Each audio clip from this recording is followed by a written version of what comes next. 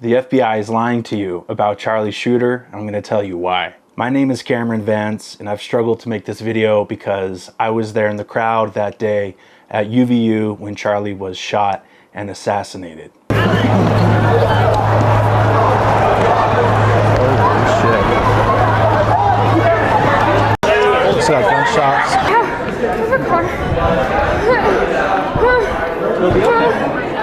We got you, we got you, you're good. I'm not a Navy SEAL sniper. I am a gun enthusiast who has done assassination recreations before. I'm going to share my thoughts as someone who was there and has knowledge about guns. I'm also going to respectfully recreate the shot using this 30-06 here. A big part of the narrative here is that a scoped rifle is the bad guy in the story, not the person behind the trigger. So we'll see if it really takes a trained sniper to make the shot.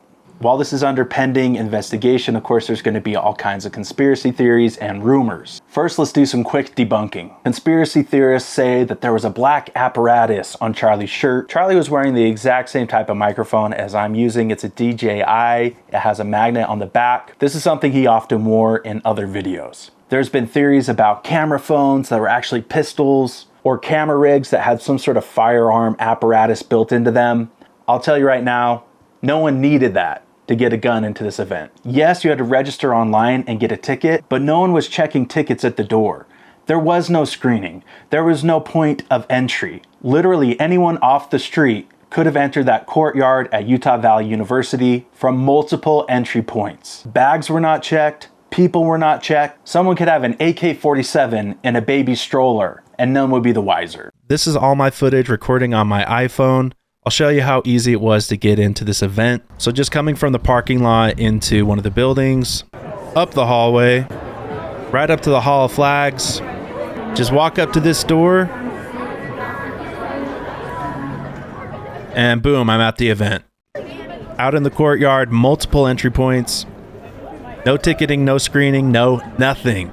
For context, I was dressed as the Cracker Barrel CEO, full wig and makeup, asking people what they thought about the Cracker Barrel rebrand and talking to subscribers who'd come up to the event.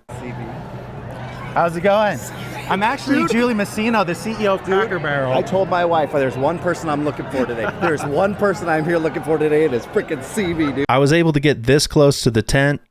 Sorry guys, I'm gonna squeeze through here. Just by asking to get through.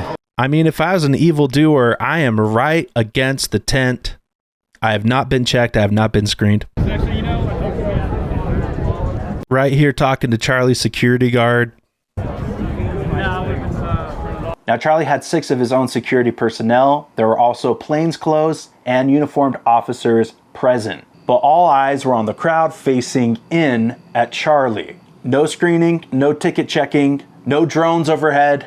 All of these things contributed to the assassin's success. Before we get to the field test, let me share what my thoughts were as I heard the shot. Now, I was at the back of the crowd when the shot rang out. To me, it sounded like something small caliber or farther away. NBC is spinning the story that Charlie Kirk's assassin's alleged gun was powerful vintage and hard to trace. Former federal agents fear the potential for other would-be assassins to seek out widely available decades-old firearms that require only basic proficiency to hit distant targets. According to the FBI, it was a decades-old German-made rifle built for use by the military in both world wars. So old, it may have been brought into the US before laws were enacted in the 1960s requiring guns to be affixed with serial numbers or other marks to enable tracing. There are believed to be millions of such weapons in homes across America. Short of the security afforded to the president, there's no way to defend against the threat posed by this. Fear-mongering and cries for gun control at their finest. There's millions of these untraceable ghost guns across America. And unless you have Secret Service level security, anyone could take you out. Well, let's see about that. Again, I am not a military sniper, but I am working closely with an Army arms instructor who served in Iraq. I also have a similar skill set to the alleged shooter, growing up around guns since I was 12 years old and going on hunting trips. So can I dispel the narrative that anyone can take one of these guns off the wall and go shoot someone from 160 yards? So I went back to UVU with my rangefinder. I determined that the exact yardage was about 160.7 yards. Obviously, this is a newer synthetic stock 30-06 from Ruger. It is not a vintage rifle. It does have a serial number, but the technology is mostly unchanged, and the cartridge has been around since 1906, hence the name 30-06. So for my first shot here, I'm gonna put the crosshairs right mid-torso. This is right out of the box. Okay, I moved the camera a little closer. Crosshairs right on center of target, did not hit. Now let's take this shot again, knowing that the scope is zeroed at 100 yards, meaning I'm gonna need to shoot above the target, above where I'm intending to hit. All right, that was a hit.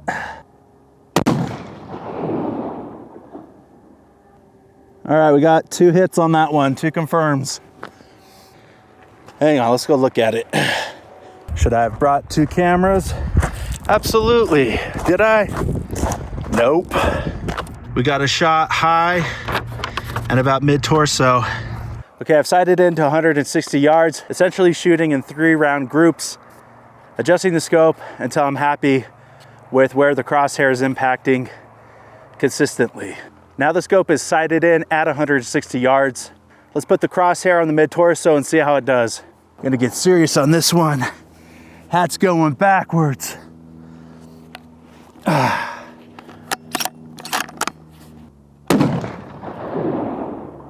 Ooh, that's pretty much dead center. I'll send 1 or 2 more. Here's my final shot group after zeroing, I think, these 2. In my opinion, so far this field test has proven not just anyone can take a rifle off of their grandparents' wall, buy one from a sporting goods store that already has a scope mounted, put the crosshair on target, squeeze the trigger, and become an immediate assassin. There's at least a skill here to hit this shot from 160 yards. All right, while we're out here, let's test a few more things. First of all, let's see if this rifle can fit down the leg of my pants. Can I hobble around with this through a neighborhood like we saw the alleged shooter do? For me, honey, if you're watching, this is for science. You can hardly tell. I don't know how he got anywhere near campus walking like this, though. He's holding onto the backpack as he's jumping and landing with the backpack.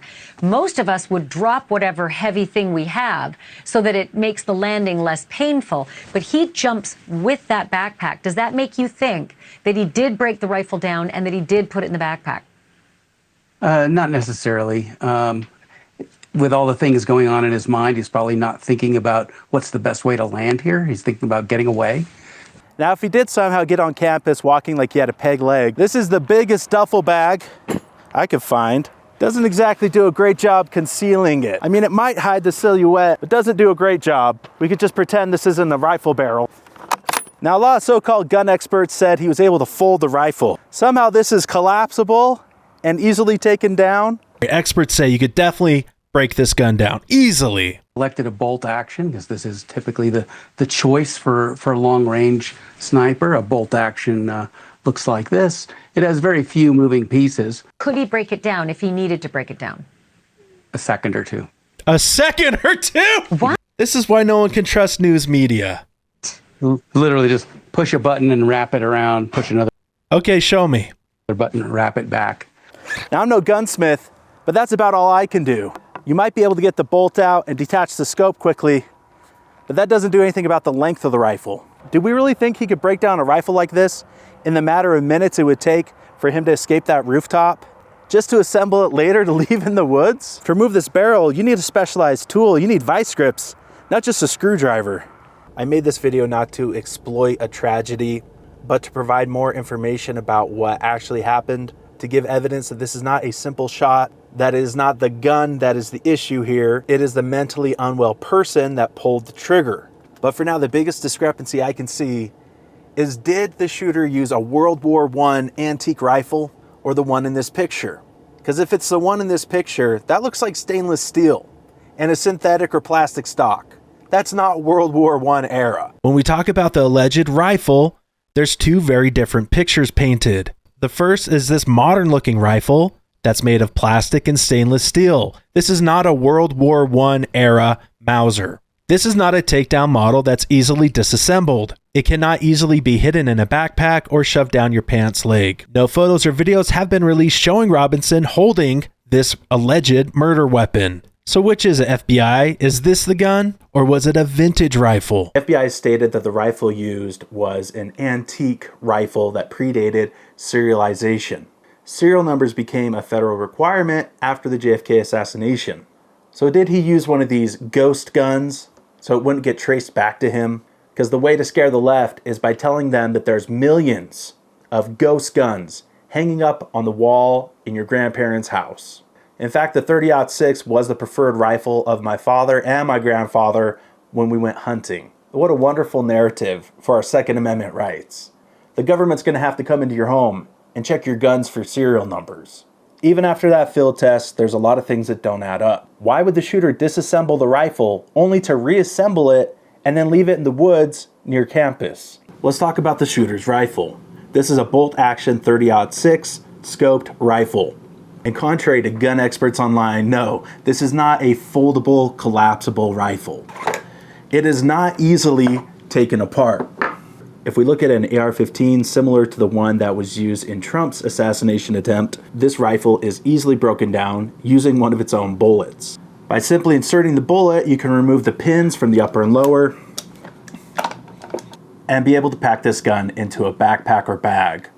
You can still see how significantly shorter the AR-15 would be compared to this rifle, even if the barrel was removed. And how did a 30-06 round not completely penetrate Charlie? I wanted to do a quick size comparison. This is a 9mm bullet. This is a pistol round. This is 5.56. This is the cartridge used in the Trump assassination attempt in Butler, Pennsylvania. And this is a 30-06. The 30-06 has more powder packed in, a bigger tip, and an expanding tip. This round is especially for hunting. Well, there's a theory by Paramount Tactical that Charlie is wearing t-shirt armor. The theory is Charlie was shot high chest and the round ricocheted off the top of the armor into his neck. The problem with the t-shirt armor theory is that's a 3A panel. That's rated to stop pistol ammo, not a significantly heavier, faster moving rifle round. So did it hit just the lip of the armor? Did a fragment hit Charlie? I'll leave that up to the FBI and for you to decide. Because if there's one thing we can learn from today's video, it's that you can't trust the FBI. If it wasn't for Tyler's friends and family coming forward, who knows if we ever would have found the shooter? And who knows if this guy is actually the shooter? But the answer to the question I really wanted to answer today is no. Not anyone can go and pick up one of these rifles off the wall, go and buy it at your local Shields or Bass Pro Shop, already with a scope mounted, and take a 160-yard shot. The shooter at least knew how to zero in his scope and adjust accordingly. I would say if you've ever successfully hunted small game, there's a high likelihood that you too could make this shot. Right now, we live in a world, a society where there's so much information out there, it's hard to know what to trust and what to believe. There's so much misinformation and malicious disinformation. I encourage you to draw your own conclusions. Don't trust the media at face value and exercise your God-given right to bear arms. If you want to pick up this freedom hat